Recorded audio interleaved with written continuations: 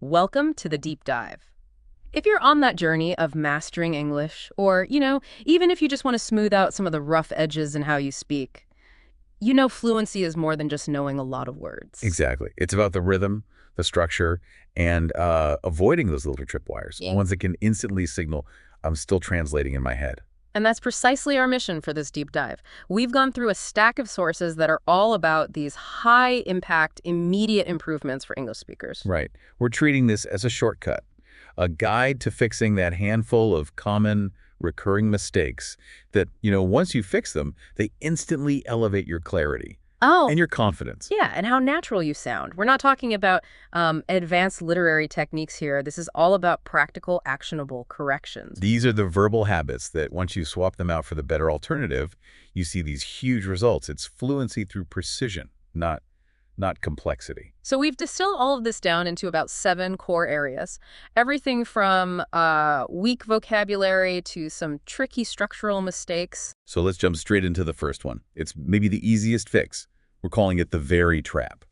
The very trap. It's everywhere, isn't it? Our source material puts it right at the top.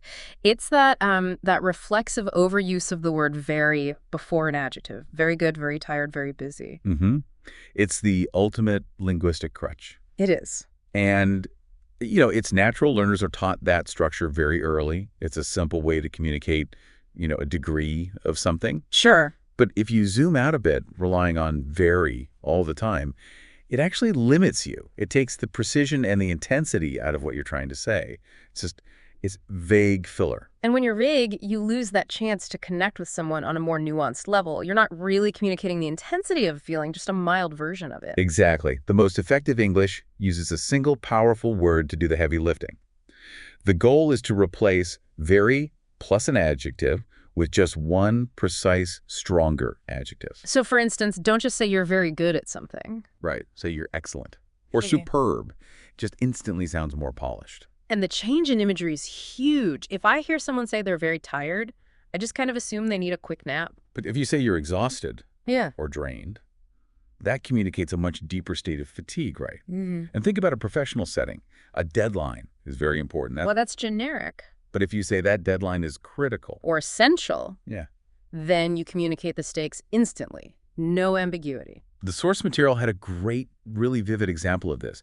It was moving from the simple, I'm very hungry, to the much higher impact, I'm starving. Yes, starving is vivid, it's natural, and it communicates that maximum level of intensity so much better than a simple modifier. This tiny vocabulary upgrade, it makes your whole conversational presence feel stronger. Okay, so upgrading vocabulary is fix number 1. Let's turn to some structural errors now. This is where we get into those telltale mistakes that are just so common, but thankfully, really easy to correct. I'm talking about the phrase, I am agree. Oh, this is a crucial one for millions of learners. If you have ever said this, the fix is simple. You have to eliminate the word am completely. The only correct way to say it is just. I agree. That's it. So why is I am agree so tempting? I mean, why do some of the other languages structure it that way? It's usually a direct translation issue. In a lot of languages, the idea of agreeing is treated more like a state of being, like an adjective. So you would translate something like, I am in agreement. I see. But in English, agree is a strong action verb. It doesn't need a linking verb like am, is, or are. So it works just like any other action verb. Precisely. You wouldn't say, I am run to the store, or she is walk to the park. You just use the verb directly. I run, she walks. And agree follows that same pattern. Exactly the same rule. If you can just remember that simple analogy, that agree is a verb, not an adjective, you will instantly sound more fluent. It's a huge, quick win. That's a great way to think about it. Now, let's look at another issue that's about context and usage, specifically the misuse of certain adverbs. Let's tackle the actually error. Right. The actually error. This happens when someone uses the word to talk about what's happening in the present moment. Learners will often use it like it means currently or right now. For example, I'm actually working on a big project. Exactly that. And I hadn't realized just how common that was until I saw it highlighted here. So if your goal is to describe an ongoing action, what should you say instead? You should use I'm currently working or I'm working right now. Actually just isn't designed for that. It has a much more specific job in English conversation. Okay, so if that's the wrong way to use it, what is the right way? You want to save, actually, for times when you need to introduce a bit of contradiction or maybe a polite correction, especially if you're correcting someone's assumption about you. Ah. The source gives a perfect example. Actually, I'm from Japan, not Korea. See, you're using it to pivot the facts. So what about formality? If I'm writing a professional email saying, actually, I think that proposal is weak. Okay. Or is it a bit too casual? That's a really good question. In very formal writing, actually can sometimes sound a little too conversational, maybe even a little confrontational. You might prefer something like however or in reality. Got it. But in most spoken business casual settings, it's the perfect way to gently introduce a correction without sounding rude. Fantastic. Okay, moving on to another modifier that gets overused. Maybe. Yeah, maybe. It's fine in small doses, but if you Wow. start every single speculative sentence with it, it can make you sound, well, a bit unconfident. Right, like maybe I will go to the store, or maybe we should start the meeting. It almost sounds like you're asking for permission. Exactly. And the fix here isn't to stop expressing possibility. It's about integrating that possibility more smoothly into the sentence itself. So you sound more confident. Precisely. Instead of leading with maybe, you can use modal verbs. Say, I might go to the store, or I can potentially go later. Another great one is, there's a chance I'll go to the store. It's a subtle change, but it's a really powerful one. It moves you from sounding hesitant to sounding like you're in control of the possibilities. Mm-hmm. Now, let's talk about efficiency in language and avoiding redundancy. This brings us to a classic error. Repeat again. Yes. A textbook example of just unnecessary repetition. When you ask, can you repeat again, using the word repeat, that already means to say something again. It's like saying free gift. Yeah, again is already baked into the meaning of repeat. It is. The most natural fixes are just concise. Yeah. Simply say, can you repeat that? Or can you say that again? Simple subtraction for a huge improvement in flow. And while we're on the topic of conciseness, let's tackle one of the most common preposition mistakes, saying depend of. This one is fundamental. English has a lot of these fixed phrasal verbs, which means a certain verb is basically married to a certain preposition. And depend is one of them. The correct form is always depend on, never depend of. This feels like one of those rules you just have to drill into your head until it becomes muscle memory. Absolutely. Think about other common pairings. We don't say, I am interested in grammar. We say, I'm interested in grammar. Or she is good for math. Right. It's, she is good at math. The preposition is fixed by the verb. So for memory, the examples are, it depends on the weather, and my schedule depends on my boss. That little word on is completely fixed there. Okay, so that covers a lot of structural and precision errors. Let's move on to what might be the ultimate challenge for language learners, the awkwardness that comes from literal translation. Ah, yes. This is when a speaker's native language logic gets directly forced onto English, Yeah. and it just sounds, well, bizarre to a native speaker's ear. They're tough because they feel so logical to the person saying them. They do. But English relies so heavily on idiomatic phrases, especially for everyday activities, that just defy direct translation.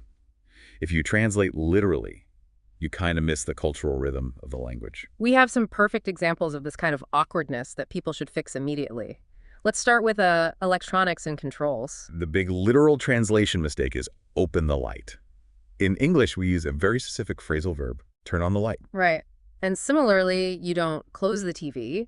You turn off the TV. No native speaker would ever use open or close for electronics. We just turn them on and off. That is so essential. And we see this with digital things too, right? For example, in many languages, you make a photo. Yes, exactly. The literal translation becomes make a photo, but in English, the phrasal verb is take a picture. Again, it's not about logic. It's just about fixed idiomatic usage. And the final literal translation error is one we hear every day, and it's all about age. Yes. Many languages structure age with the verb to have. So the direct translation comes out as I have 25 years. Which is structurally incorrect in English, even though it makes perfect sense in the speaker's native language. In English, we use the verb to be. The concise, correct way to say it is simply, I'm 25. It's a completely different way of thinking about how you convey age. And when you fix these literal translations, you stop sounding like you're translating. You start sounding like you're actually thinking in English. That's the goal. Okay, so we've covered 7 incredibly common, high-impact errors that you can start fixing today. But, just knowing this isn't enough to create muscle memory. How do we take these corrections, like going from very tired to exhausted, and really accelerate our path to fluency? That's the most important question, right? It's about practice. And the source outlines 3 specific, actionable practices for faster progress. And they all revolve around consistent active learning, not just passive study. Active learning is key. Reading a list is not enough to rewire your brain and your mouth. So what's the first pillar? First, listen to native speakers every single day. Now, that seems obvious, but the listening has to be engaged. You have to really absorb the cadence, the rhythm, and the subtle ways native speakers use these correct phrases in context. But listening by itself can still be passive. So what's the second tip that turns it into active physical This practice? is a method called shadowing. You have to actively shout out short sentences out loud. So you're mimicking them. You're mimicking them immediately. You listen to a native speaker, say in a short clip, and you immediately repeat it, trying to copy the rhythm, the intonation, the speed. You're using their voice as a ghost track for your own. Shadowing is a game changer. I've heard that from so many people. It works on your pronunciation and natural flow at the same time. It forces your mouth to adopt the new patterns, like using turn on instead of open. Exactly. It fixes the physical habits that make you pause or stumble. And the third tip is about objective self-correction. Which means recording yourself. Yes, you have to record your own voice and then compare it to a native model. It's really the only way to objectively hear the mistakes you're making, like dropping the on it and depend on. What sounds right inside your head might sound totally different when you play it back. You become your own editor. So zooming out for a second, the big theme here seems to be that language improvement isn't about these massive leaps. It's about this constant conscious effort to make these small, high-leverage corrections. Small changes, big results. Absolutely. Fixing these 7 recurring errors, upgrading vocabulary, correcting, I'm agree, using actually correctly, varying maybe to build confidence, cutting out redundancy, and fixing those literal translations.